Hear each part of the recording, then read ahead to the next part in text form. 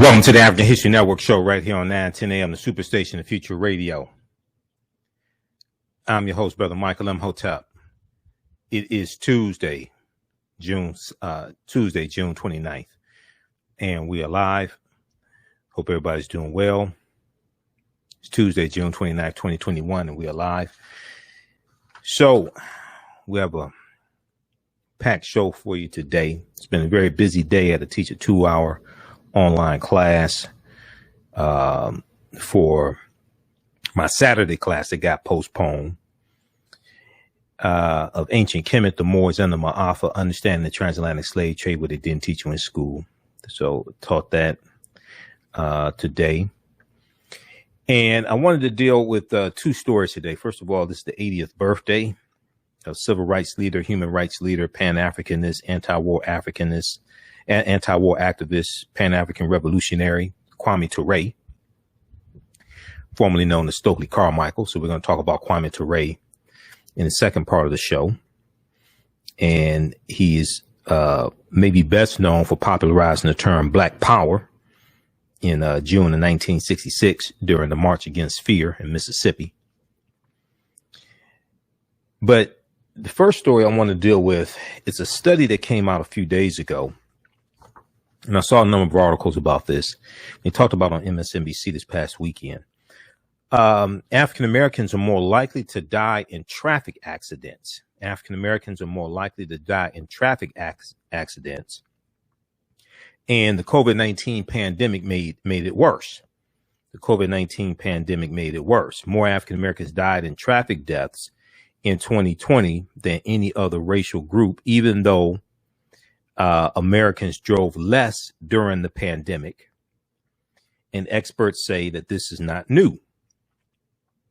So I read the article there's one from NBC News and one from Washington Post as well. And what this really deals with is structural inequities. Okay, this deals with structural inequities based upon race. And we deal with African Americans and Latinos being less likely to own cars, more likely to depend upon public transportation. There's a number of different things that contribute to this. Okay. And all this deals with the maldistribution of wealth, power, and resources, the maldistribution of wealth, power, and resources. So we're going to talk about this study. And there was a segment from Politics Nation this past Saturday where Reverend Al Sharpton spoke with an expert on this, and it was really eye-opening. And this also ties into the infrastructure bill as well. This connects to a number of different things dealing with policies. This also ties into a history of interstate highways running through the African-American community, disrupting our communities as well. So there are a number of different contributing factors to this. Okay. So we'll talk about that, and we'll talk some about Kwame Ture, Stokely Carmichael as well. All right. I want to remind you that we have class number 1 of my new online class, Ancient Kemet, the Moors, and the Maafa, Understanding the Transatlantic Slave Trade, what they didn't teach you in school. This is starting up Sunday, July 4th, the 4th of July, Sunday, July 4th, 2021. 2 p.m. to 4 p.m. Eastern Standard Time. This is a 10-week online course that I teach. We deal with thousands of years of history, and we deal with what led up to the transatlantic slave trade taking place as well. Okay. So we'll post a link here. You can register for it. It starts up Sunday, July 4th. If you go to our website, AfricanHistoryNetwork.com, it's right on the home page. Scroll down. You see the information for our radio show.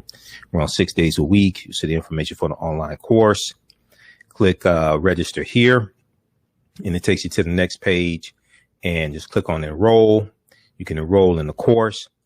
As soon as you register, you can start watching the content, and we have some bonus content there you can watch, but you'll be registered for the class that starts up Sunday, July 4th, 2 p.m. Eastern Standard Time. We do the class live. All the sessions are recorded. All the sessions are recorded, so you can go back and watch it over and over again also. Okay. This is Ancient Kemet, the Moors, and the Maafa, Understanding the Transatlantic Slave Trade, what they didn't teach you in school. Kemet's one of the original names for Egypt. So it's a fantastic online course. You can use this also with your children. I would say it's PG-13. So I do a PowerPoint presentation. We have book references, articles, video clips, a ton of information. All right. And guest speakers as well. All right. On the African History Network show, we focus on educating, empowering, and inspiring people of African descent throughout the diaspora and around the world, because right now it's correct wrong behavior. What you do for yourself, what you do to yourself, and what you allow other people to do to you and get away with is based upon what you think about yourself. What you think about yourself is based upon what you have been taught about yourself. What you've been taught about yourself is based upon everything you've read, heard, and seen about yourself.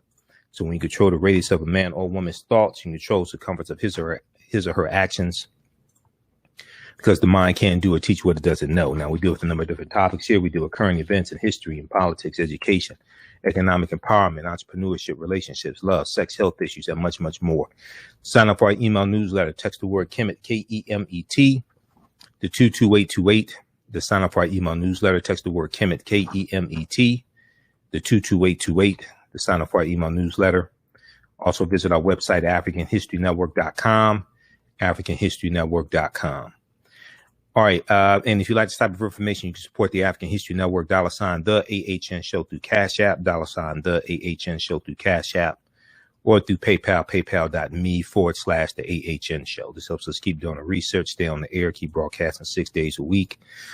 $TheAHNShow through Cash App. And you can also visit our website, AfricanHistoryNetwork.com, AfricanHistoryNetwork.com. All right. I want to jump into this first topic here, dealing with this study regarding traffic accidents and African Americans involved in traffic accidents. So there was this article that I saw a few days ago from NBC News. There's also one from the Washington Post as well.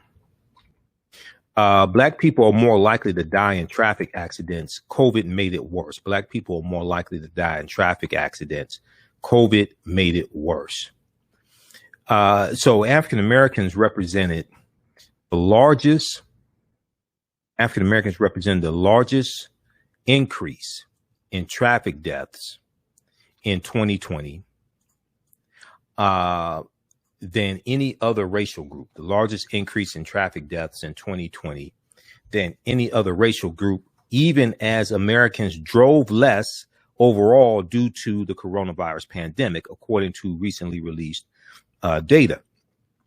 Now, an estimated 38,680 people died in motor vehicle crashes in 2020, the largest projected number of deaths since the year 2007, according to the U.S. Department of Transportation's National Highway Traffic Safety Administration.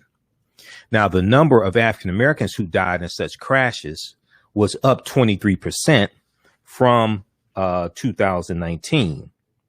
The largest increase in traffic deaths among racial groups, according to the administration's project. Now, Norman Garrick, a civil and environmental engineering professor at the University of Connecticut, said the numbers are saddening, but not surprising.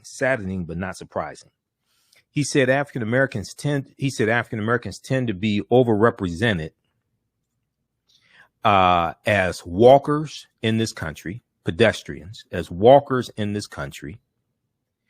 He said, quote, "This is not by choice. In many cases, African Americans cannot afford motor vehicles, and people that walk in this country tend to experience a much higher rate of traffic fatality." Okay, so we're talking about economics. We're talking about racial wealth gap. Okay, we're talking about the racial pay gap, pay disparity among African Americans and whites. Racism is a system of advantage and privilege distributed based upon race, which comes out of the ideology of European white supremacy. Racism is a system of advantage and privilege distributed based upon race, which comes out of the ideology of European white supremacy. Now, I'm not calling all white people white supremacists or things like this. No, we're talking about a power structure. Okay. And unfortunately, many people confuse what racism is. Racism has nothing to do with not liking people or calling people racial epithets or anything like that. That's not racism. Racism is a power structure. Okay. Racism occurs when one race of people control the majority of the wealth, power, resources, benefits, privileges, land, access to education, access to opportunity, and they use that to marginalize, subordinate, and do harm to another race of people. This is what racism is. So when we deal with addressing the policies and laws put in place that are causing harm, maldistributing wealth, power, and resources, all this deals with politics. You have to correct that with laws and policies. Okay. Not feelings and prayers and well wishes and we'll keep you in our prayers and you have our deepest sympathy. Okay. It was laws and policies that put us in this predicament. It's going to be laws and policies that take us out of this predicament. So Norman Garrick, a civil and environmental engineering professor at the University of Connecticut, said the numbers are saddening, but not surprising. He said African Americans tend to be overrepresented as walkers in this country. He said this is not by choice. In many cases, African Americans cannot afford motor vehicles, and people that walk in this country tend to experience a much, much higher rate of traffic fatality. He said we're talking 8 to 10 times more. So people who walk tend to have 8 to 10 more times, 8 to 10 more times higher traffic fatality rate. He said it's a perfect storm of a lot of horrible forces. And during this whole coronavirus pandemic, one of the things that have been talked about is how it has exposed the structural inequities in this society and the racial disparities. Now, the article goes on to say this most likely represents yet another way the health crisis has had an outsized effect on African Americans. Even in the early days of the pandemic, the National Safety Council found that the emptier roads were proving to be more deadly. The National Safety Council found that the emptier roads were proving to be more deadly in the early days of the pandemic, with a 14% jump in roadway deaths per miles driven in March. A 14% jump in roadway deaths per miles driven in March. And African Americans are more likely to face traffic injuries in general. From 2010 to 2019, African American pedestrians were 82% more likely to be hit by drivers, according to a 2021 report from Smart Growth America. We're going to continue this on the other side of the break. You listen to the African History Network show right here on 910 a.m. Superstation and Future Radio.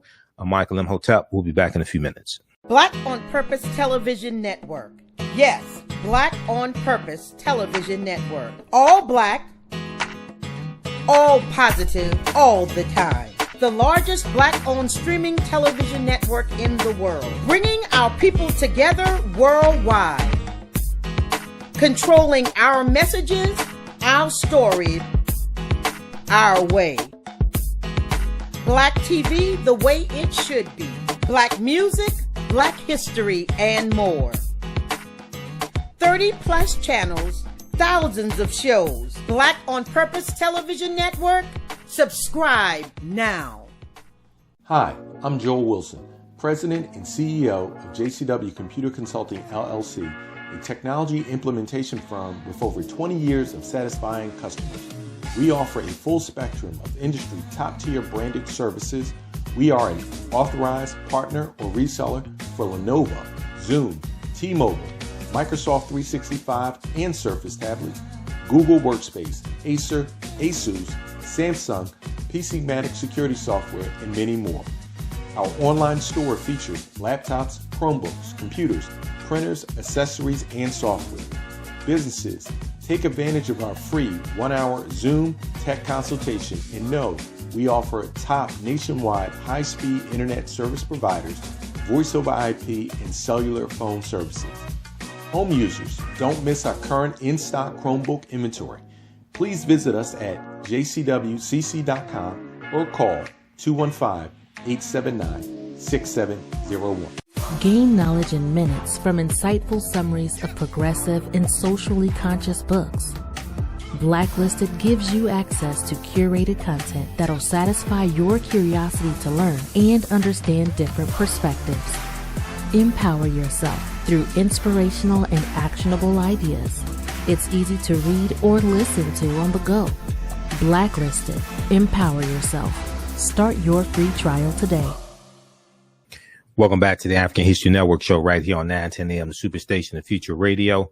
I'm your host, Brother Michael Imhotep. It is Tuesday, June 29th, 2021, and we are live. The call-in number is 313-778-7600. 313-778-7600 is the call-in number. If you have a question or comment, 313-778-7600. Right before the break, we were talking about this study that came out a few days ago, and there's an article from NBC News from June 22nd, 2021, that deals with this. Black people are more likely to die in traffic accidents. COVID-19 made it worse. There's also an article from, there's also one from the Washington Post dealing with this study as well. And I'm going to flip over to the one from the Washington Post also. Then we're going to go to this clip here from MSNBC. Traffic deaths increased during the pandemic. The toll fell more heavily on Black residents, report shows. A new analysis found that even before 2020's increase, African Americans were killed on roads at a rate almost 25% higher than white people. Even before the increase in the year 2020, African Americans were killed on roads at a rate almost 25% higher than white people. Now, this is from Washington Post, June 22nd, 2021. And this ties into structural inequities. This ties into infrastructure. This ties into a racial wealth gap, a racial pay gap. All of this is connected. All right, I want to go back to the piece from NBC News.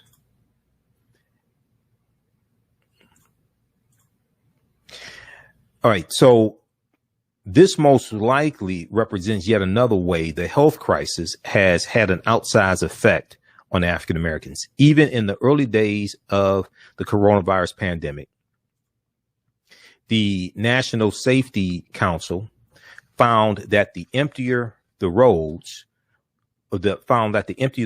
were, proving to be more deadly, found that the emptier the roads were proving to be more deadly, with a 14% jump in roadway deaths per miles driven in March. And African Americans are more likely to face injuries in general. From 2010 to 2019, African American pedestrians were 82% more likely to be hit by drivers, 82% more likely to be hit by drivers. According to a 2021 report from Smart Growth America, which is a Washington D.C. based advocacy group focused on urban development. Now, Calvin Gladney, president of Smart Growth America, identified three major reasons African Americans bear the brunt of roadway injuries: infrastructure, design, and racism. Infrastructure, design, and racism. Predominantly African American neighborhoods are less likely to have crosswalks, warning signs, and other safety mechanisms, he said. This deals with infrastructure, design, and racism. And many high-speed highways are in or go through communities of color, thanks to a federal effort in the 1950s to modernize the nation's roadways. That's the U.S. Interstate Highway Acts in 1952 and 1956. That drove about 51,000 miles of U.S. interstate highways all across the country. They ran through Black Bottom and Paradise Valley here in Detroit. They ran through areas in Tulsa, Oklahoma in the 1970s, early 1970s. U.S. Interstate, you have U.S. Interstate Highway 244 and U.S. You have U.S. Highway 75 running through Tulsa.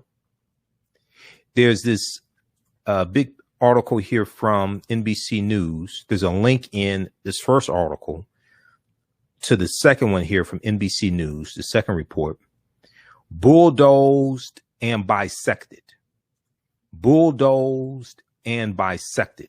Highway construction built a legacy of inequality. This is from June 18, 2021. It talks about how during the largest public works program ever attempted in the United States, African American and Latino communities in cities across the country met the blade of the bulldozer and the crush of the wrecking ball, making room for ribbons of new highway.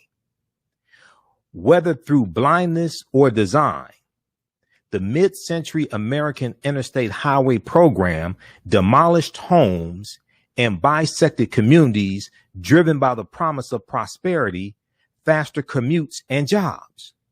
This was urban renewal that many of us call Negro removal. Barbara Lancekeller, 75 years old, a lifelong resident of Treem, a once bustling New Orleans community, she said that Interstate 10 cut through this community in the 1960s. She said the highway really destroyed that. She said everything we needed was in our neighborhood. Everything we needed was in our neighborhood. The highway really destroyed that. What has changed decades after the Federal Aid Highway Act of 1956 brought 41,000 miles of interstates to the country is the recognition of the harm that was done to communities left in the shade of these now aging roadways. Now you realize, now you realize what we were saying. Now you realize you made a mistake. 41,000 miles of U.S. interstate highway. It ran through about 1,600 African-American communities. Read the book, How White Folks Got So Rich, The Untold Story of American White Supremacy, because they talk about the Federal Aid Highway Acts of 1952 and 1956 in this book. Racism is a system of advantage and privilege distributed based upon race. It has nothing to do with calling people racial epithets and not liking people and things like this. Racism is a power structure. Racism is a system of advantage and privilege distributed based upon race. It was public policy that put us in this predicament. It's going to be public policy that takes us out of this predicament. Just dealing with economic empowerment is not going to do it. That's the hustle people run on you when they're trying to sell you entrepreneurship classes and books and seminars. Because if you actually understand history and you understand economics, you understand that is laws and politics that shape the economy that your black-owned business operates within. That's why during the coronavirus pandemic, we lost 41% of our businesses. They had to shut down. Laws and policies shape the economy that your business operates within. And when you read this book, or even if you read Black Label White Wealth by Dr. Claude Anderson, and there are other books like this, you understand the impact that politics has on economics and the economy. All right, let's continue here. Now, all you got to do is look at Tulsa, Oklahoma. They rebuilt Black Wall Street after the Tulsa Race Massacre. They rebuilt it. And what happened? Land was taken by eminent domain, politics. Expressways ran through, politics. Wiping out homes and businesses. It was thriving again, and it was thriving again in 1926 when Dr. W.B. Du Bois visited. It was thriving in the 40s, 50s, and 60s. You're going to have some descendants of the pioneers and things like this who are going to sell off the land and move away. That's true. But you're going to have eminent domain taking land, and you're going to have expressways running through, and that did severe damage, and it has never recovered from that. Tulsa has never recovered from that.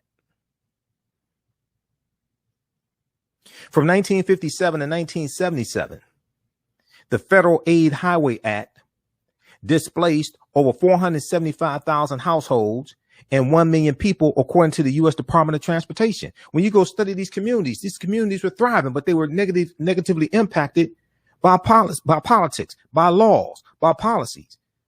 They had economic empowerment. They had businesses. That stuff was wiped out. Now, as many of these hulking structures reach obsolescence, the federal government in many states and cities are belatedly recognizing the harm they cause. Surprise, surprise, surprise. And they are working with communities to design alternatives that repair the damage.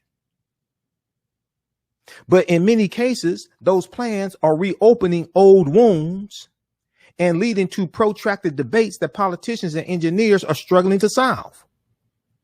Of more than 50 interstate highways across the country, nearing the end of their lifespan, NBC News examined 3 urban neighborhoods that show the range of proposals underway to redress the harms caused by the construction of interstates. Now, the $2 trillion infrastructure bill that Biden is proposing, there's about 40 billion that addresses the harm that expressways have done in inner cities. Okay. Now, in the revised 1 trillion plus, that's a compromise with Republicans. I'm not sure what's in there. I haven't had a chance to look and see what's in there. But the original $2 trillion, I know this is addressed in that original $2 trillion one. Go through and read the rest of this. We may talk about this tomorrow's show. This is too much to deal with in just one show. Okay. But see, all this ties into history.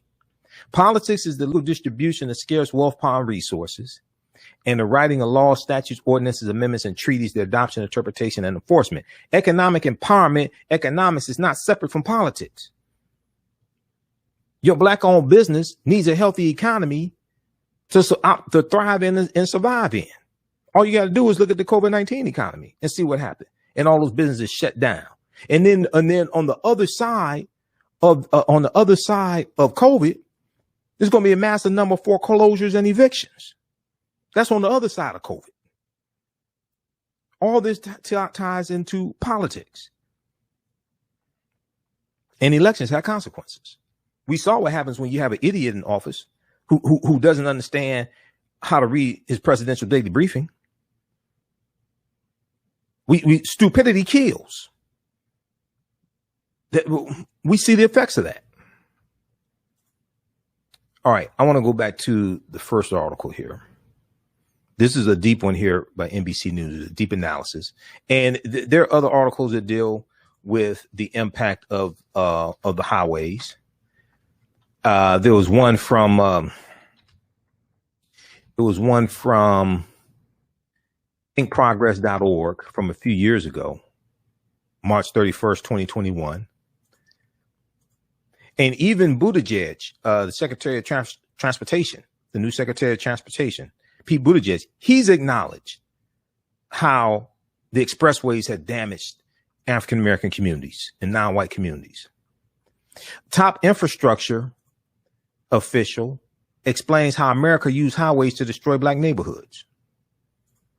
This is thinkprogress.org, March 31st, 2016. Top infrastructure official explains how America used highways to destroy black neighborhoods. Okay. And a lot of these were thriving communities.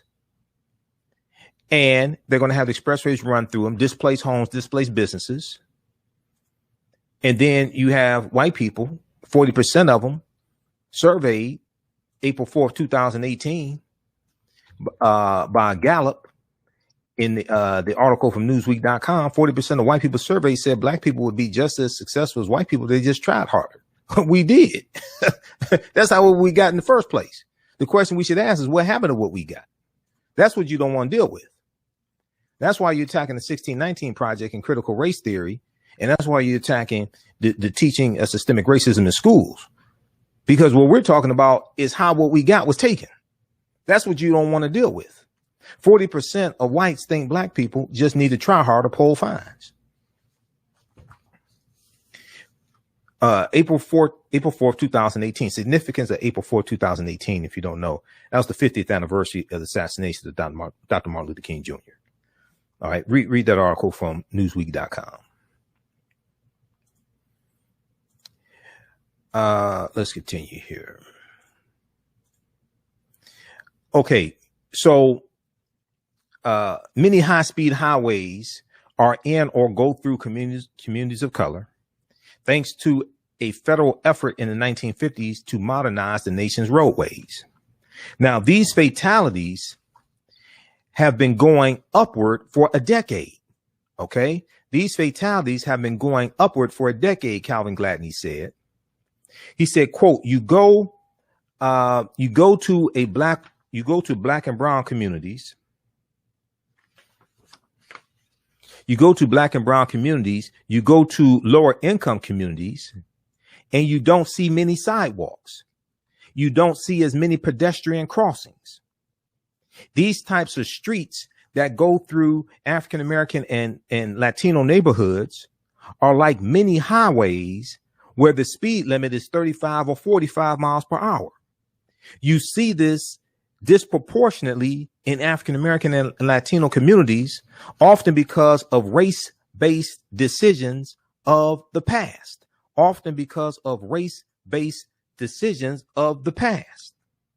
So, in other words, to understand what's taking place today, you have to understand the history of how you got here. You have to understand the past. You have to understand the laws and policies that were put in place that brought you to this point. If you want to understand how this happened and how to correct it. This is why the history is so important.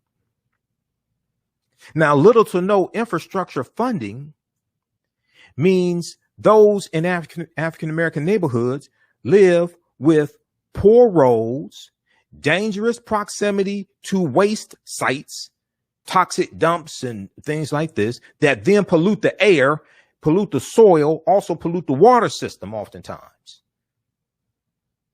So you deal with environmental racism. This is all connected. So you deal with environmental racism.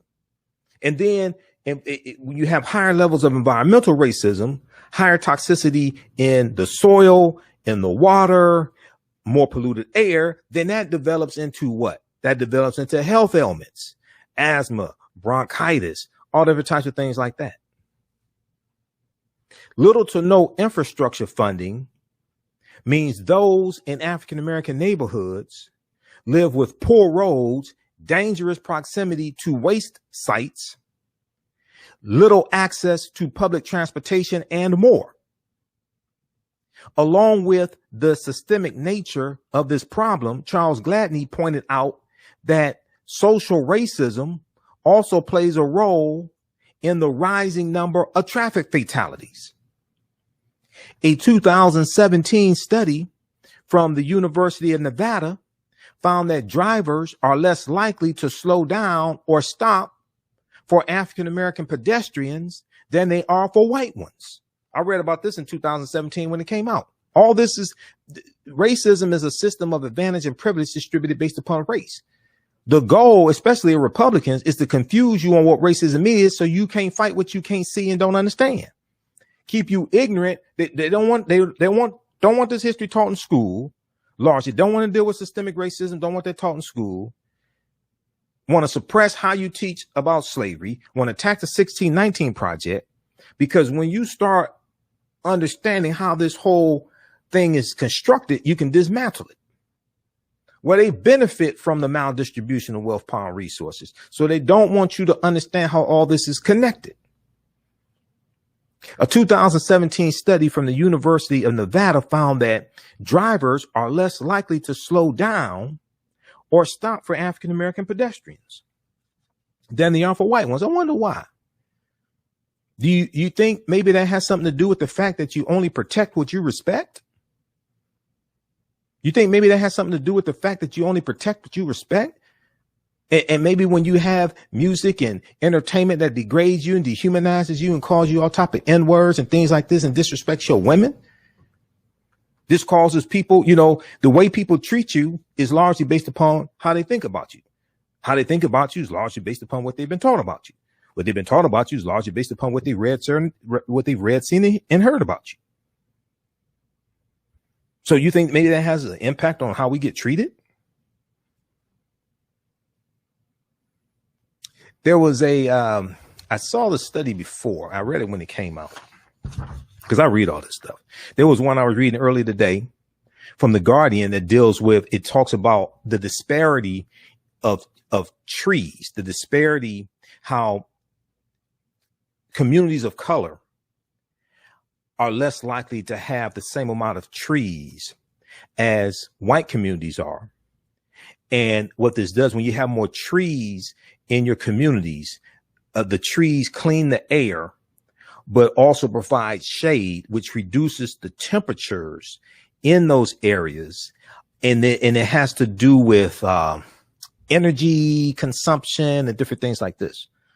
We'll talk about that in next 2 or 3 days. But I want to try to zoom in on this one here. I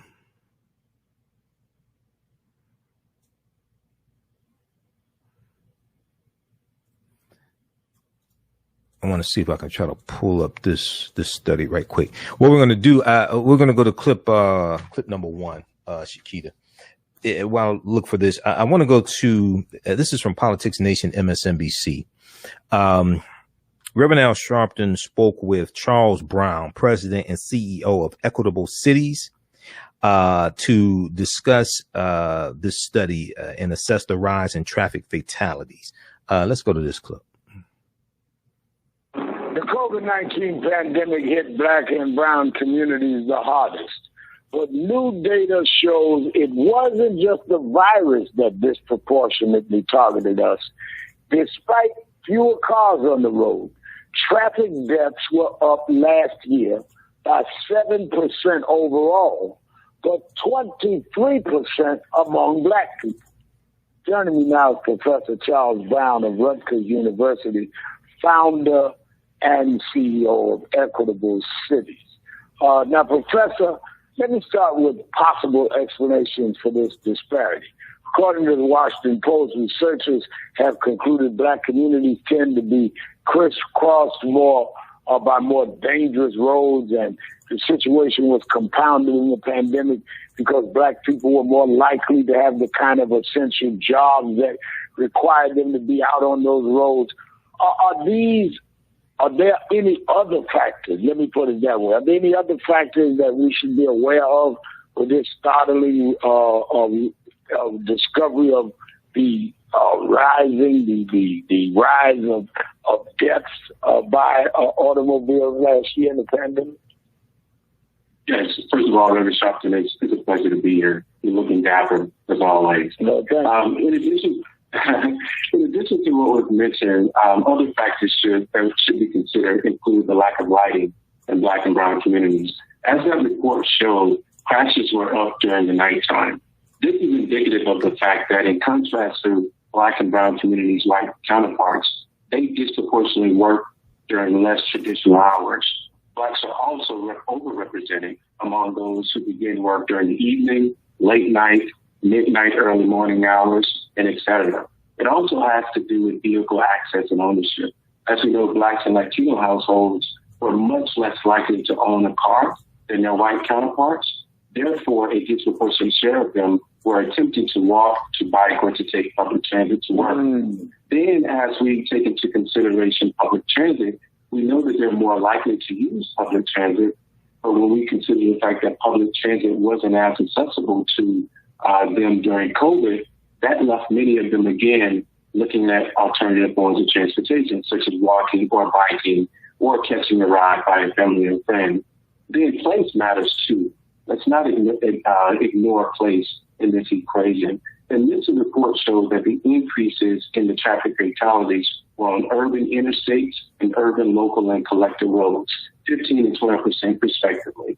Who lives in those locations for the most part? They're overwhelmingly Black and brown. Then there's a matter of commute distances. Blacks and Hispanics also tend to live further away from their jobs. So these are factors that must be taken into consideration. Now, it's not just the drivers and passengers at risk. A 2021 report from Smart Growth America showed Black pedestrians were 82% more likely to be hit by drivers.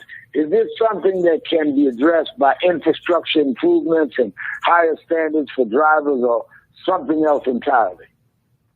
Oh, absolutely. We all know these communities are in desperate need. These Black and brown and Native communities are in desperate need of safe, equitable, and inclusive access to transportation options so that they can get safely to their job and services. Unfortunately, though, what we've seen is that historically what happens is this victim blaming. And we also couple that with the fact that state and local governments are leaning heavily towards education and enforcement over investment in these communities.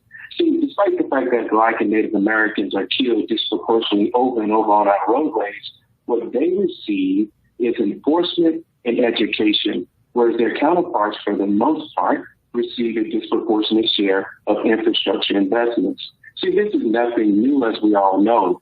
Unfortunately, though, it points to a deeper or more systemic issue at all levels of government, and we have to get to the root cause of it. But I'll leave you with this as it relates to that. We know NHTSA and others should be providing us with a demographic profile of the drivers that are striking, injuring, and killing pedestrians, bicyclists, and others on our roadways. Why is it that we know more about the race, the age, the gender, the sex of the victim, but very little about the drivers? Rather than nearly 39,000 people die in motor vehicle crashes every year, you think there'd be an outcry to know the other half of that story? No, that's a good point. Now, as bad as the disparity is in the Black community, American Indian and Alaskan Natives traffic deaths were even worse. Is this also an issue of unsafe roads in those communities? How does the issue differ in rural areas like reservations? Briefly, please. Oh, yes, I grew up in an area of 500 people, so I know very much about this. It has a lot to do with the fact that those environments cater more to automotive traffic. It has a lot to do with you have to drive further to get to your daily needs. And lastly, it has to do with the fact that many Native American communities, some I should say, have casinos. And due to this, you have increased traffic from the outside, you have people driving under influence, and you have speeding, all which together will certainly increase the fatality rate on our roadways. All right. Thank you for joining us, Charles Brown. Up next, my final. Okay, pause it right there. Okay. So that is from June 27th, 2021.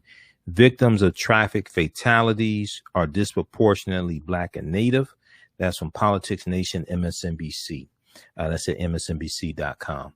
All right. I want to go back to the piece quickly here from NBC News. So a 2017 study from the University of Nevada found that drivers are less likely to slow down for Black pedestrians than they are for white ones. And I pulled up this piece here from WBUR.org that talks about this study. This is from March 28th, 2017. Study finds drivers less likely to stop at crosswalks when pedestrians are Black. Study finds drivers less likely to stop at crosswalks when pedestrians are Black. I remember when I read this when this came out. A new study from the University of Nevada, Las Vegas finds that African-American pedestrians are twice as likely as white pedestrians to be passed by vehicles while waiting to cross the street at a crosswalk. The findings mirror those from an earlier study by researchers at Portland State University and the University of Arizona. Read this full article and do some more research on that also. Okay, on that study from 2017. Now,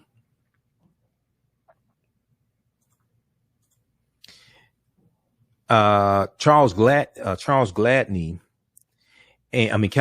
Gladney said that efforts from President Joe Biden's $2 trillion American Jobs Plan, the infrastructure bill, which includes efforts to make public transportation more accessible and improve road safety, are necessary, and that although the situation is dire, it is fixable. Although the situation is dire, it is fixable. If there's public policy that put you in this predicament, it's going to be public policy that takes you out of this predicament. It's not going to be economic empowerment. Economic empowerment has its purpose, but the solution to bad public policies is not economic empowerment. Solution to bad public policies is to fire the people that keep writing the bad public policies, run better candidates, write better policies, and correct the policies that are doing you harm.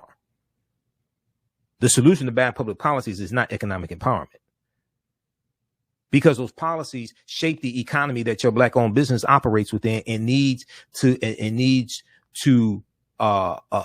a healthy economy to survive, because you need people who have money to spend with you so you can stay in business. So when you have high unemployment, it negatively hurts African-American businesses. Definitely.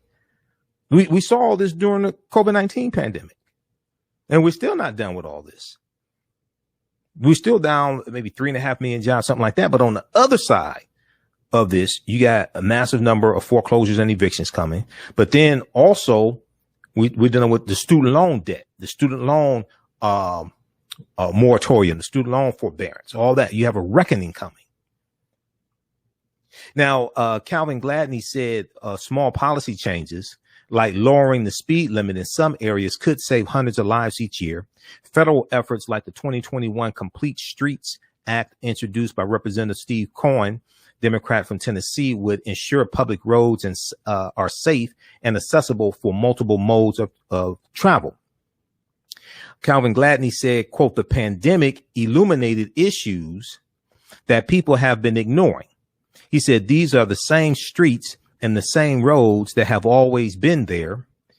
If we have intentionality to get to racial equity and close the disparities, we actually can fix this. If we have intentionality to get to racial equity and close the disparities, we actually can fix this." Once again, you're dealing with policies, you're dealing with laws.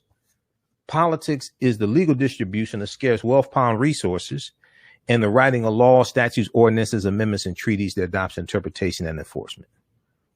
So politics impacts every aspect of our lives, from the water we drink to the food we eat to the air we breathe.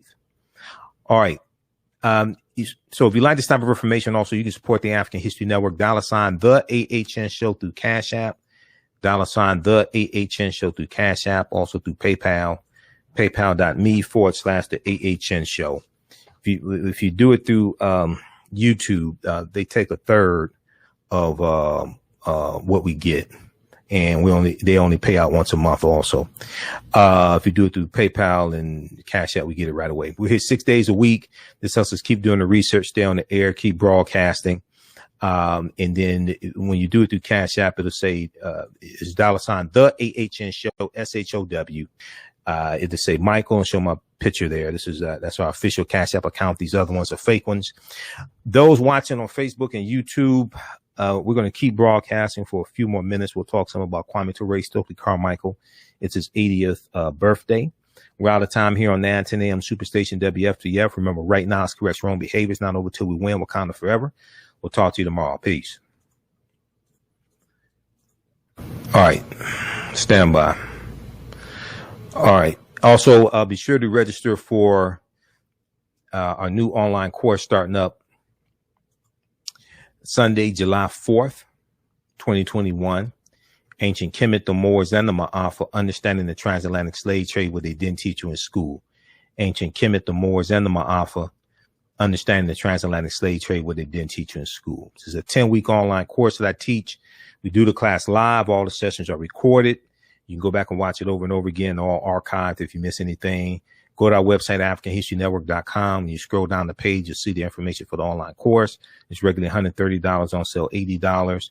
Click right here to register here. Click on enroll. On the next page, you can start watching the archived content. Classes 1 through 7 of the Saturday course that I'm currently teaching. The Saturday course, we have two more sessions. We have 2 more sessions of the Saturday course, but we have the Sunday course starting up Sunday, July 4th. So you'll be enrolled in both of them. You can watch the archived content of the Saturday course, and then you'll be enrolled for the new one that starts at Sunday, July 4th. All right. For 25 years, the Black History 101 Mobile Museum has carried on the rich legacy of the Black Museum movement in America by showcasing original artifacts of the Black experience at colleges, universities, K-12 schools, corporations, libraries, conferences, and cultural events, making it the most traversed Black History mobile exhibit in American history. Dr. Khalid El Hakim is the founder of the Black History 101 Mobile Museum, and he is a highly sought-after public speaker on topics of Black history, social studies, education, museum studies, hip-hop, and race relations.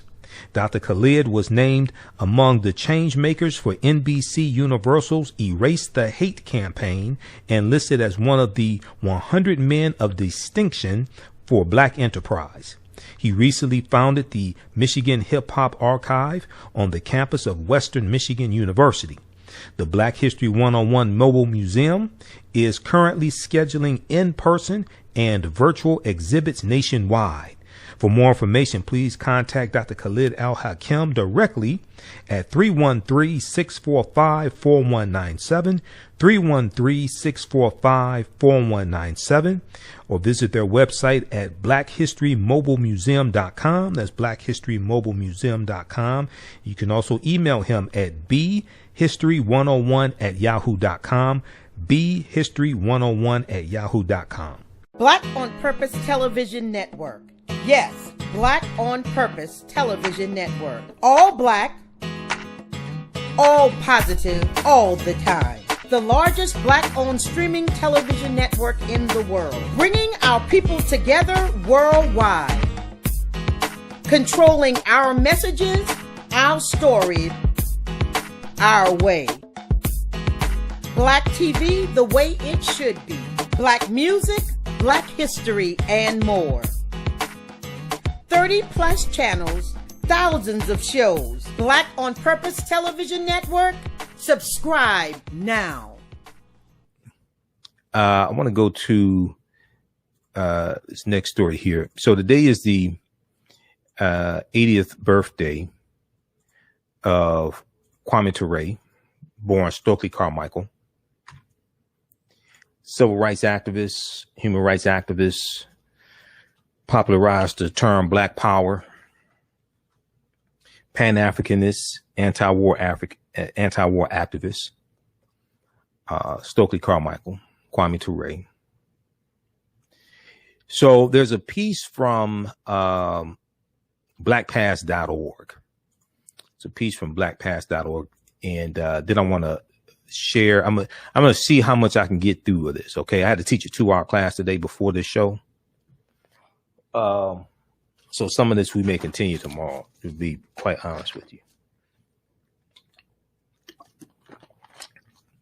because I was tired before I started the show.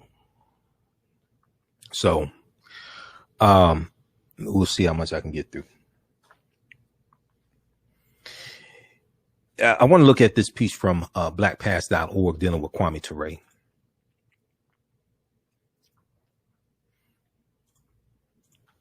And let me. All right.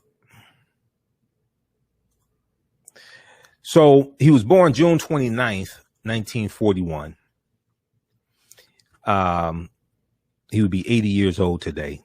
He was born in Port of Spain, Trinidad. He's Trinidadian. Now, some people don't know this. some people may not know this about him. They want to talk about,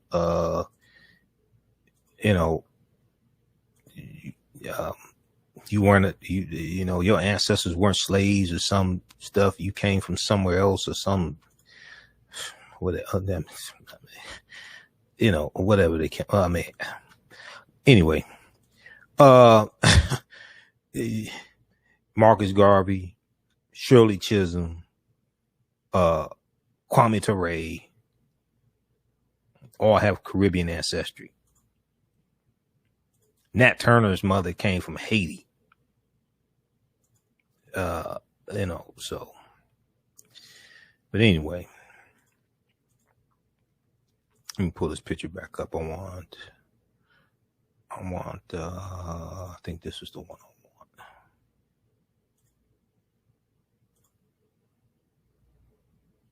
Oh, no, actually, I want this one here because this one, I cropped this one. That's the one I put together. Let's go to this one here. So I want to look at his bio here from blackpast.org.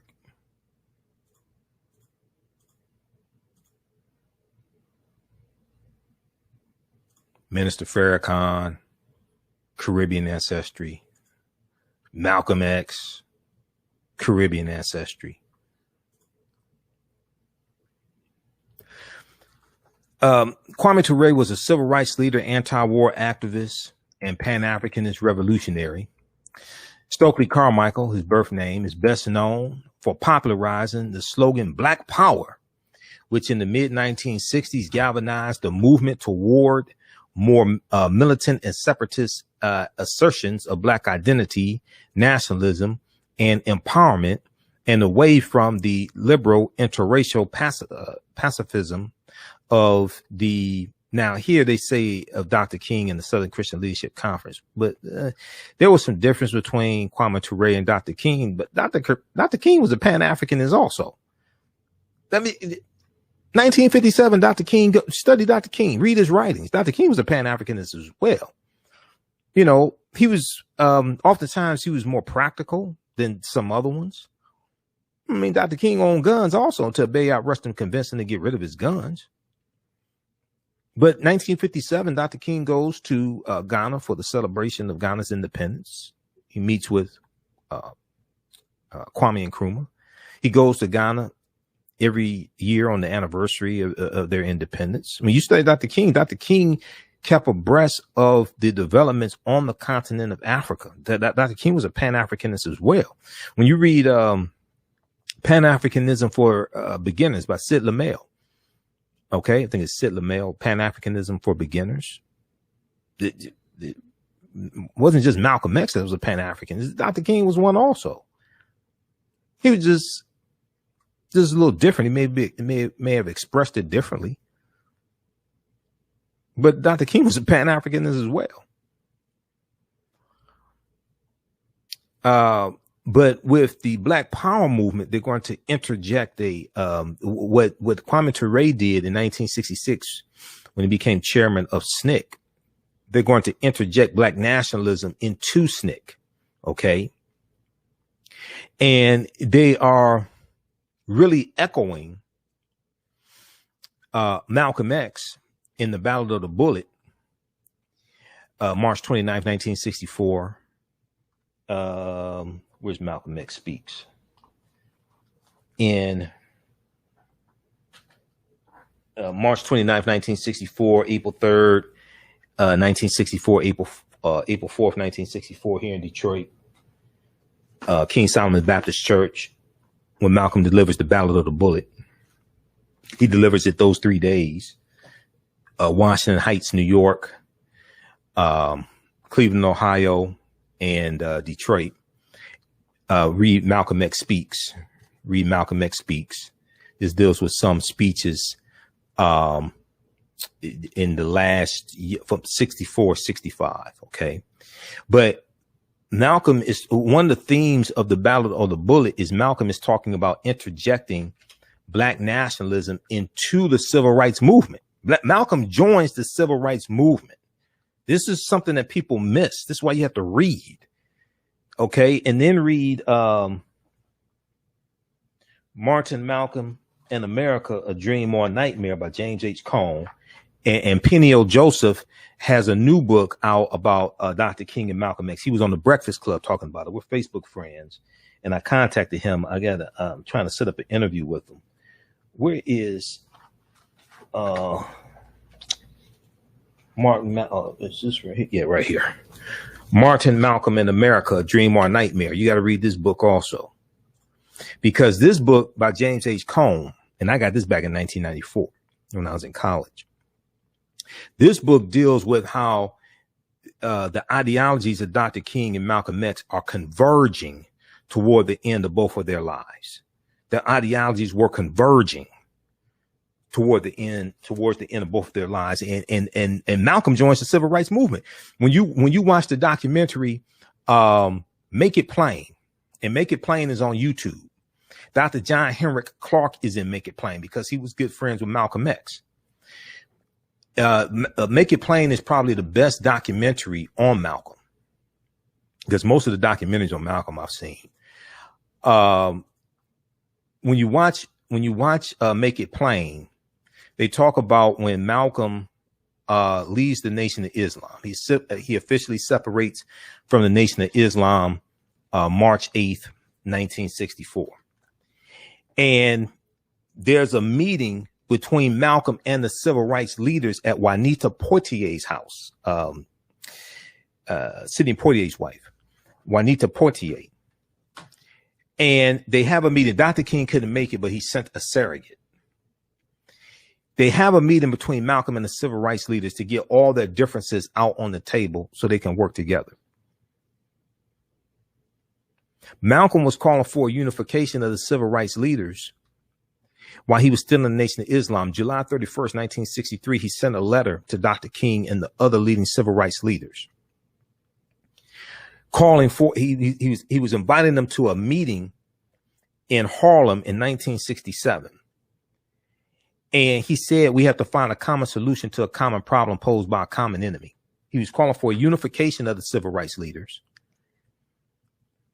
and a unification of their followers as well. This is why Malcolm was still in the Nation of Islam. Read the article from Washington Post. Martin Luther King and Malcolm X met once. The photo still haunts us with what was lost. Okay, I think this is by Deneen L. Brown. Yeah, Deneen L. Brown. For Washington Post.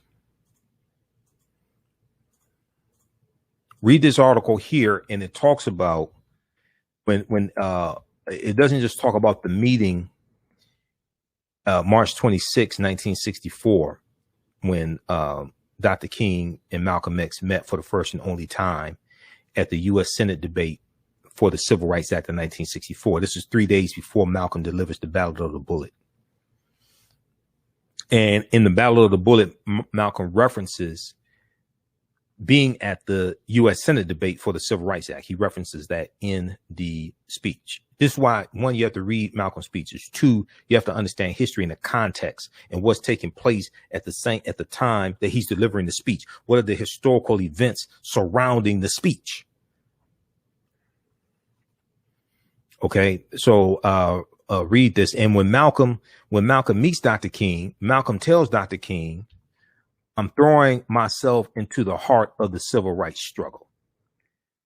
I'm throwing myself into the heart of the civil rights struggle. We haven't studied Dr. King or Malcolm. We quote them or misquote them, depending upon who you're talking about, but we haven't really studied them. All right. So it talks about this right here, July 31st, 1963. Letter was dated.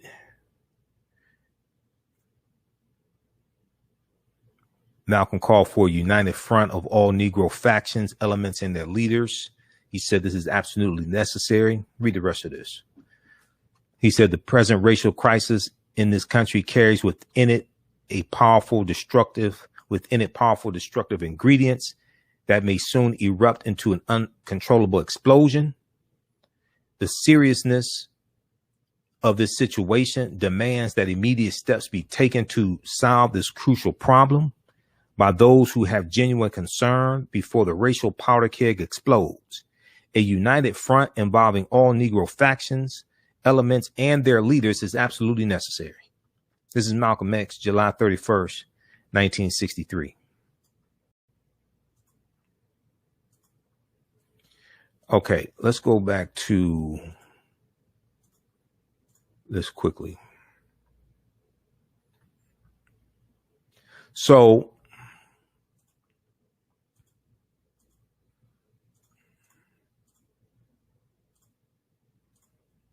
all right. So Kwame Ture also popularized the term Black Power. Now, Mukasa Dada said that he was the one. Mukasa Dada said it was he himself. He worked with Kwame Ture, but Mukasa Dada, and I've interviewed him, he said he was the one who actually came up with the term Black Power, and Kwame Ture helped popularize it.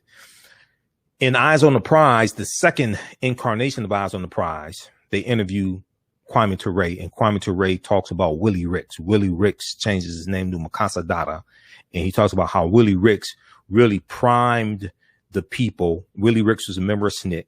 How Willie Ricks really primed the people with the term Black Power, so that in June of 1966, I think it was June 28th, 1966, during a march against fear in Mississippi, when Kwame Ture drops it, he comes out of jail, he gives a speech, says, "We want Black Power, we want Black Power." When he drops it, people were ready for it because they had already been primed for it. And Mukasa Dada, Willie Ricks, was one of the main ones doing this on the ground.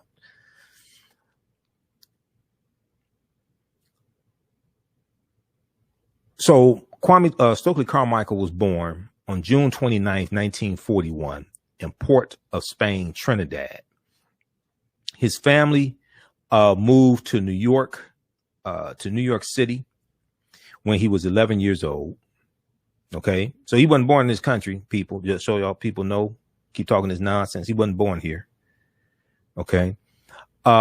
He showed promise as a young student and was accepted into the mostly white Bronx High School of Science in 1956. He attended Howard University and joined the newly formed Student Nonviolent Coordinating Committee, SNCC, in 1960. He participated in SNCC sit-ins and freedom rides throughout the Deep South. And when SNCC turned its attention to voter registration, Stokely Carmichael led the campaign that established the Lowndes County Freedom Organization, a symbolic forerunner to the Black Panther Party for Self-Defense.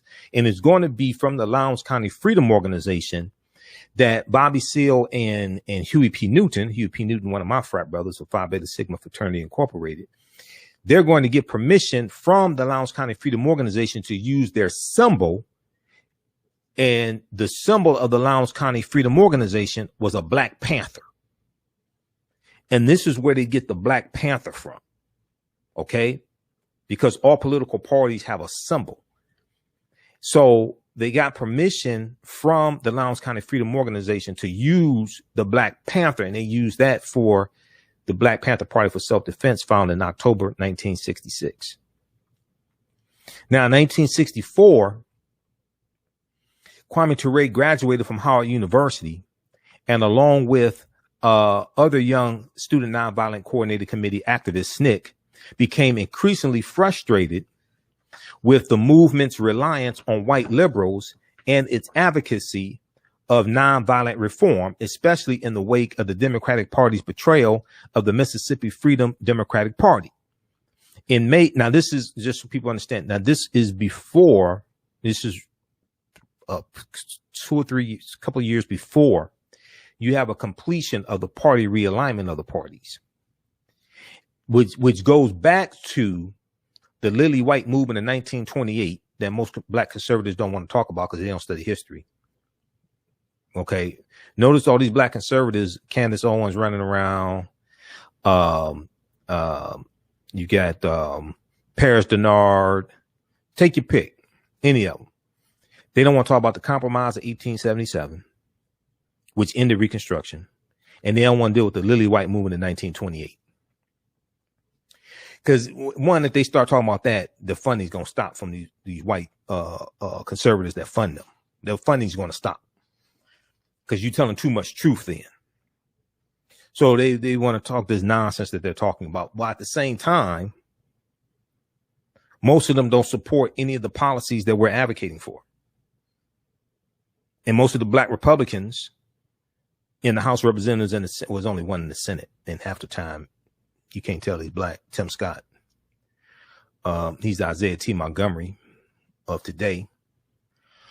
But all you have to do is look at the policies they vote for. That's all you have to do. Go to Congress.gov, look at the bills, look at the policies they vote for. None of them support HR 40. 190 co-sponsors of HR 40 in the House of Representatives. They're all Democrats. Neither Democrat nor Republican. Sure as hell ain't stupid. I can see who keeps voting against policies that we advocate for. I can see who keeps supporting policies we advocate for. I have some different disagreements with some Democrats, but I got a whole lot more with Republicans, and I look and see how they vote. I look and see the policies they support. I go read the bills at Congress.gov. You can go look and see who supports these policies. So in May 1965, Kwame Ture was elected to replace John Lewis as SNCC chairman, formalizing the shift in SNCC's ideology.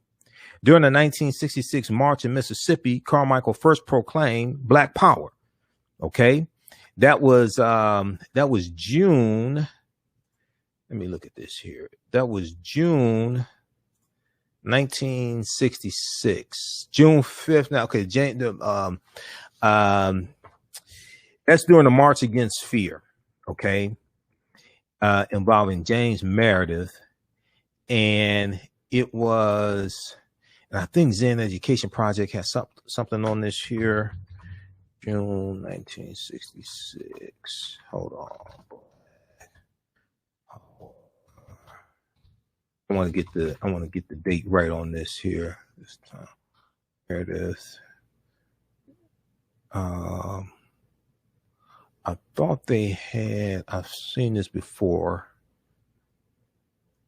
And I'm trying to get the right. Which one was that? Okay, we've got that already. I'm looking at this already from I'm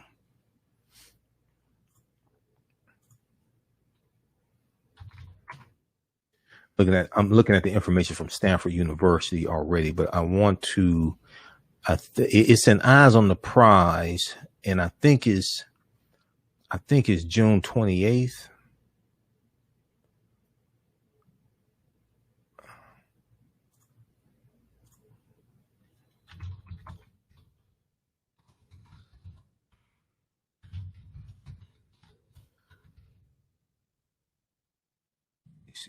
Here, I want to get the exact date on this. Meredith, Carmichael stressed.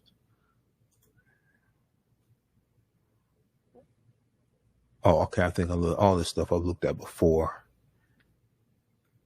It's just harder to access my bookmarks here in June 26, 1966. That's what it is. June 26, 1966. Kwame Ture speaking at a rally in Jackson, Mississippi at the end of the James Meredith March Against Fear, June 26, 1966. That's when he said, "We want Black power. We want Black power." They had been arrested. They were Dr. King and Stokely Carmichael went in jail, and he came out. He delivers this fantastic speech.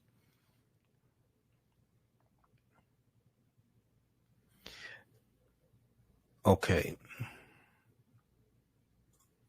Read this piece here from sncdigital.org. sncdigital.org. This deals with James Meredith and the March Against Fear, June 1966. On Sunday, June 5th, 1966, James Meredith had just stepped off U.S. Highway 51 to begin a 220-mile trek through Mississippi. His purpose, he told the handful of reporters there, was to challenge the all-pervasive overriding fear, still dominant among many Black Mississippians when they attempted to register to vote. He, more than many, knew about the fear and danger. In 1962, James Meredith had become the first African-American to enroll in the University of Mississippi. Mob violence and murder greeted his enrollment. Now it's going to be Medgar Evers who helps James Meredith desegregate University of Mississippi. Medgar Evers wanted to desegregate University of Mississippi. He applied to the law school there, but he was denied entrance into the law school. After Medgar Evers served in World War II, he wants to go to law school, and he wanted to desegregate University of Mississippi. He wasn't able to do it, but he helped James Meredith do this. Now, once again, James Meredith was met with violence just south of Hernando on the second day of his solitary march. A white man by the name of Aubrey James Norvell stood along the roadside and raised his shotgun, then fired 3 loads of buckshot at James Meredith. Several pellets struck James Meredith in the head, the neck, and body, while horrified onlookers watched. Now, this is just James Meredith is by himself marching. It's the march against fear. And this white man shoots him. Mississippi. And Mississippi is the same state that had the most number of lynchings from 1882 to 1968. I think they had 581 lynchings from 1882 to 1968. Almost immediately, civil rights leaders from different organizations rushed to James Meredith's bedside at a Memphis hospital with plans to continue the march against fear. While James Meredith recuperated. Dr. Martin Luther King Jr. and Congress of Racial Equality National Director Floyd McKissick met with SNCC's Cleveland Sellers, Stanley Wise, and newly elected SNCC chairman Stokely Carmichael, Kwame Ture, who stressed that the march was an opportunity to organize in communities along the march route. SNCC wanted to march to focus attention on local voter registration efforts by bringing marchers and reporters to Mississippi towns where most African Americans were still unregistered as voters. See, all this goes back to the Mississippi State Constitution of 1890, which instituted the poll taxes and literacy test to suppress the African American vote. This is what they're fighting against in 66, 65, and 66. Now you got the Voting Rights Act of 65 that passed, but now you have to register people to vote, but there's still a fear of the white supremacists they've been dealing with for decades in Mississippi. You got this federal law, but white supremacists can't read. They don't care about nothing. They don't care about that. So you're still dealing with these white supremacists down here in Mississippi, in Alabama, in Georgia, okay, and Florida, in Texas. I'm talking about then. I'm not talking about today.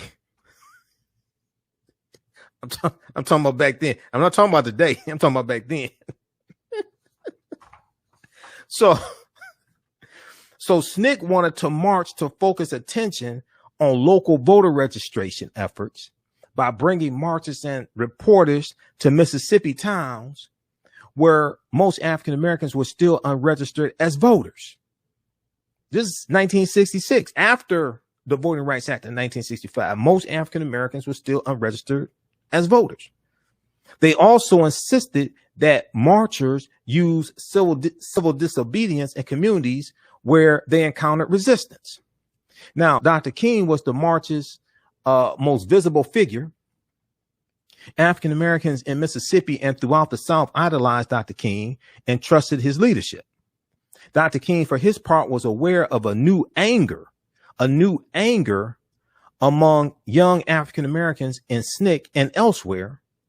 And one could detect in his speeches during the march attempts to reflect the new racial mood without abandoning the ideas of nonviolence and brotherhood. Though respecting Dr. King, SNCC participants sought opportunities to convey the idea that beyond getting more black people registered to vote, a more radical approach to change was now necessary. A more radical approach to change was now necessary. It was within this context that SNCC's Willie Ricks, Mukasa Dada, Willie Ricks, and Stokely Carmichael, Kwame Ture shouted out Black Power. Black Power, a shortened version of Black Power for Black people. Black Power for Black people. This scared the hell out of a lot of white liberals, because when Kwame Ture, when he wins the chairmanship of SNCC, John Lewis and Diane Nash, a lot of them are going to leave. A lot of more integrationist type, not a slight against them, but I'm just saying, a lot of them are going to leave SNCC. And Kwame Ture and those professing black nationalism, they really don't want white people in SNCC. Okay? SNCC is taking a turn. SNCC organizers have been using the phrase in Alabama. They've been using the phrase Black Power for Black people in Alabama. And Willie Ricks was priming the people for it. So when Kwame Ture drops it June 26, 1966, the people were already ready for it. This shout out generated more controversy than SNCC anticipated and dominated news analysis of the march. It also thrust Stokely Carmichael onto the national stage. But more than the slogan, Black Power described the march. Now, this is before the Black Panther Party for Self-Defense is founded. This is June of 66. Black Panther Party for Self-Defense is organized October of 66. Mississippi activists wanted the James Meredith March, quote, to deliver some concrete results for Mississippi black people by registering new voters and providing political education through mass rallies. Okay, this is what Mississippi activists wanted the James Meredith March to do. Eventually, March leaders decided to craft a manifesto calling on President Johnson to actively enforce existing federal laws to protect the rights of all Americans, to actively enforce existing federal laws to protect the rights of all Americans. They also requested that he send the federal registrars to all 600 counties, okay, all 600 counties in the Deep South, and propose an adequate budget to deal with black rural and urban poverty. Propose an adequate budget to deal with black rural and urban poverty. They went on to urge President Johnson to strengthen the 1966 Civil Rights Bill by accelerating the integration of Southern juries and law enforcement agencies. Representatives of various, I'm not sure if they're talking about 64 or 66. 1966 Civil Rights Bill. I think they may mean 1964. Okay. Just a second here. Let's continue.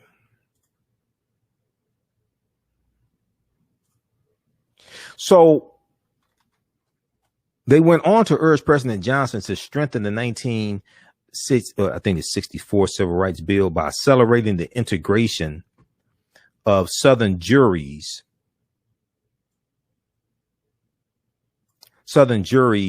and law enforcement agencies. And just a second here. Let me look at something here.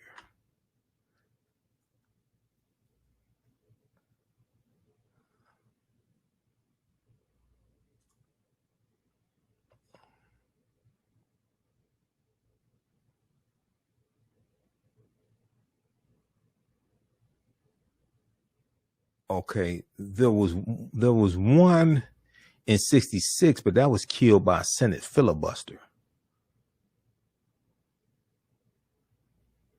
Yeah, I think they mean 64.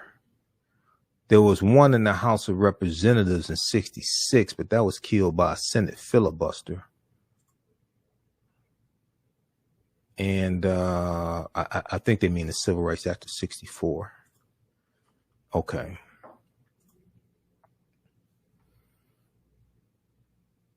Now,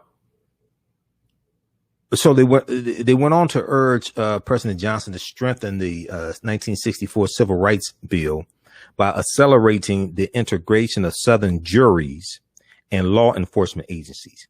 Representatives of various civil rights organizations operating in Mississippi, like the Mississippi Freedom Democratic Party, Delta Ministry, and the state NAACP, endorsed the march and the manifesto, with the exception of Charles Evers, claiming the document was, quote, too critical of President Johnson. Now, the day after James Meredith was shot, Mississippi held its primary elections. As a result of the Voting Rights Act, almost 140,000 people were now registered. Almost 140,000 people were now registered. Yet only 1/4 of those registered voted in the primary. Okay? As a result of the Voting Rights Act of 1965, almost 140,000 African Americans in Mississippi were registered to vote. Yet only 1/4 of those registered to vote actually voted in the primary. Some attributed the low African American turnout to fear that followed the James Meredith shooting. So March leaders decided that instead of following James Meredith's original route straight down Highway 51, the march would turn westward into the heart of the Delta. Teams of organizers split off from the main group traveling towards the surrounding counties and used the march as a catalyst to encourage African Americans to register to vote. The march received its greatest reception in Grenada, a small town of 10,000 people, halfway between Memphis and Jackson. Okay. But it was not in the Delta that the marchers met the greatest resistance. It was not in the Delta that the marchers met the greatest resistance. In Canton, Mississippi, a center of Congress of Racial Equality organizing efforts, CORE, local police officers ordered them to leave when they tried to pitch their overnight tents on the grounds of a black elementary school. Then they put on their gas masks. And while the crowd stood silently, lawmen fired off many canisters of tear gas and waded into the marchers swinging their billy clubs. As one journalist noted, they, quote, came stomping in behind the gas, gun butting and kicking the men, women, and children. They were not arresting. They were punishing. They were not arresting. They were punishing. This failed to halt the march. And when it reached Jackson, Mississippi on June 26, 1966, the participants, now numbering 15,000 people, made it the largest civil rights march in Mississippi history. James Meredith had rejoined the march the day before. Now, you had June 26, 1966, you're going to have Stokely Carmichael deliver a speech also and say, we want black power. Let me see something here. We have, what is that?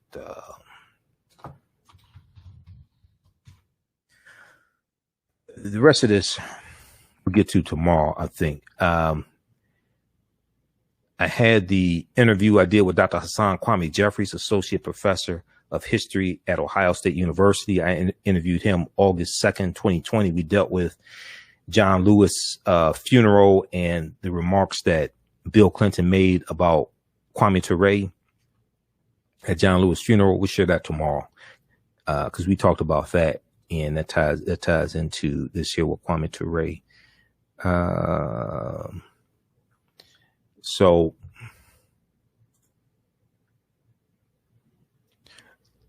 let me go back to this quickly from blackpast.org. During the 1966 march in Mississippi, Kwame Ture first proclaimed Black Power. The slogan and Stokely Carmichael's subsequent efforts to both define it and put it into practice turned him into a media celebrity and a lightning rod for white criticism and government repression. Black Power fragmented the liberal civil rights coalition.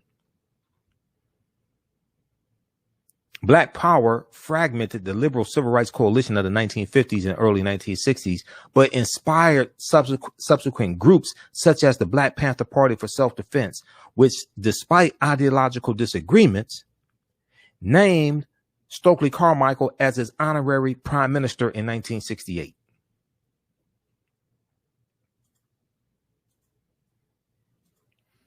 Let me flip over to this here. Now, Carmichael spent the last decades of his life abroad denouncing U.S. racism and imperialism while working to build the All African People's Revolutionary Party. He changed his name to Kwame Ture in 1968 in honor of his friends and political allies, Pan-African leader Sekou Touré and Kwame Nkrumah. In 1969, Kwame Ture settled permanently in Conakry, Guinea, where he died of prostate cancer in 1998. I remember when he passed away also in 1998 as well. That was shocking. So read this here from blackpast.org. Stokely Carmichael, Kwame Ture, 1948 to 1998. He would have been 80 years old today. The rest of this we'll get to tomorrow. I'll share the interview with you tomorrow that I did with Dr. Hassan Kwame Jeffries, who's a nephew of one of my teachers, Dr. Leonard Jeffries, and he's associate professor of history at Ohio State University. We'll deal with, because I have a lot more information, but this is enough radio for one day. Okay. If you like this type of information, you can support the African History Network, $ the AHN Show through Cash App, $ the AHN Show through Cash App. Also through PayPal, paypal.me/the AHN Show. Also click on the like button as well. If you like this type of information, click on the like button. That helps it perform better with the algorithms from Facebook and YouTube. And when you support us, this helps us keep doing the research, stay on the air, keep broadcasting 6 days a week also. You can still register we have the new online course starting up Sunday, July 4th. Ancient Kemet, the Moors, and the Maafa, Understanding the Transatlantic Slave Trade, what they didn't teach you in school. And we deal with thousands of years of history, and we deal with what led up to the transatlantic slave trade taking place also. So that's at our website, AfricanHistoryNetwork.com, AfricanHistoryNetwork.com. We do the classes live. All the sessions are recorded. You still have access to the course even after the class is over with. So next year you can still go through and watch the course all over again. All right, we'll post the link here. I'm going to post a link here for the course. You can register for that. As soon as you register, you can start watching the bonus content also. All right, look, we have to get out of here. Remember, the African History Network, you focus on educating, empowering, and inspiring people of African descent throughout the diaspora and around the world. Because right now it's correct wrong behavior. It's not over till we win. Wakanda forever. And we'll talk to you tomorrow. All right, peace. Thanks for tuning in. Black on Purpose Television Network. Yes, Black on Purpose Television Network. All black, all positive, all the time. The largest black-owned streaming television network in the world. Bringing our people together worldwide. Controlling our messages, our stories, our way.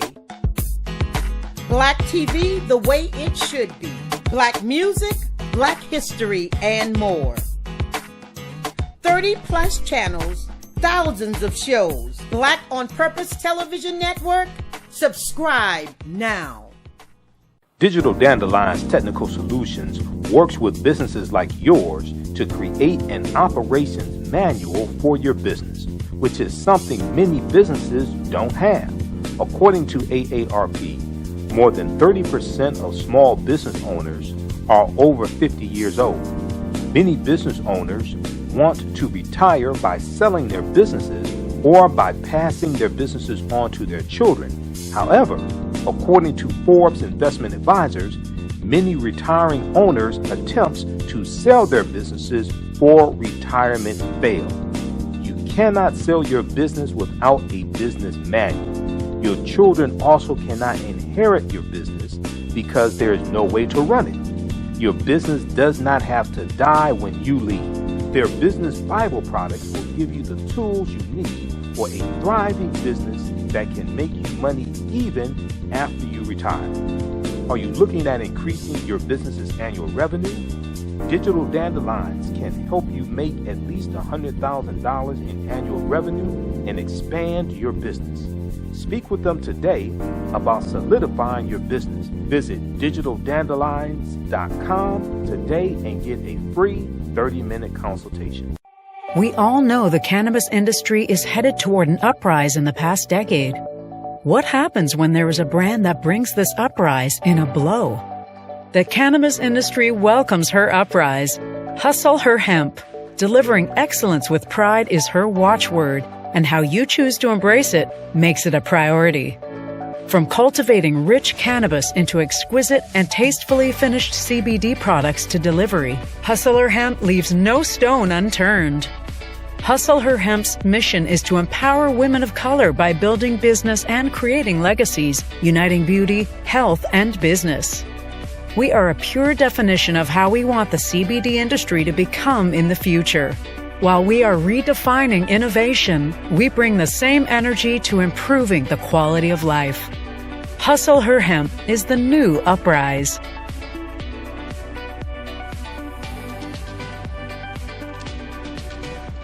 Hi, I'm Joel Wilson, President and CEO of JCW Computer Consulting LLC, a technology implementation firm with over 20 years of satisfying customers. We offer a full spectrum of industry top-tier branded services. We are an authorized partner or reseller for Lenovo, Zoom, T-Mobile, Microsoft 365 and Surface tablets, Google Workspace, Acer, Asus, Samsung, PCmatic security software, and many more. Our online store features laptops, Chromebooks, computers, printers, accessories, and software. Businesses, take advantage of our free 1-hour Zoom tech consultation and know we offer top nationwide high-speed internet service providers, voice over IP, and cellular phone services. Home users, don't miss our current in-stock Chromebook inventory. Please visit us at jcwcc.com or call 215-879-6701. For 25 years, the Black History 101 Mobile Museum has carried on the rich legacy of the Black Museum movement in America by showcasing original artifacts of the Black experience at colleges, universities, K-12 schools, corporations, libraries, conferences, and cultural events, making it the most traversed Black History mobile exhibit in American history. Dr. Khalid El Hakim is the founder of the Black History 101 Mobile Museum, and he is a highly sought-after public speaker on topics of Black history, social studies, education, museum studies, hip-hop, and race relations. Dr. Khalid was named among the change makers for NBC Universal's Erase the Hate campaign and listed as one of the 100 men of distinction for Black enterprise. He recently founded the Michigan Hip Hop Archive on the campus of Western Michigan University. The Black History 101 Mobile Museum is currently scheduling in-person and virtual exhibits nationwide. For more information, please contact Dr. Khalid El Hakim directly at 313-645-4197, 313-645-4197, or visit